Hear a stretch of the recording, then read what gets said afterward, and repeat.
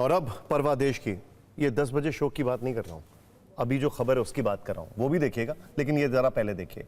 मध्य प्रदेश और राजस्थान में बच्चों की संदिग्ध मौत हो रही है। मध्य प्रदेश में 6 बच्चों की किडनी फेल की खबर आई। आशंका जताई गई कि बच्चों की किडनी कफ सिरप की वजह से खराब हुई, लेकिन ध्यान दीजिएगा, जानलेवा कफ सिरप वाला रिस्क कम होने के बजाय बढ़ता जा रहा है। 2 दिन पहले बिना जांच रिपोर्ट आए कफ सिरप को क्लीन चिट देने वाले मध्य प्रदेश के डिप्टी सीएम राजेंद्र शुक्ल ने आज उसको लेकर नई जानकारी दी है। बताया कि 12 दवाइयों के सैंपल जांच के लिए भेजे गए, जिनमें से 3 दवाओं की रिपोर्ट आ चुकी है। उन तीनों में कोई हानिकारक तत्व तो नहीं है, जिसके बाद उन्हें क्लीन चिट दे दी गई है। बाकी 8 दवाओं की रिपोर्ट भी जल्द आएगी।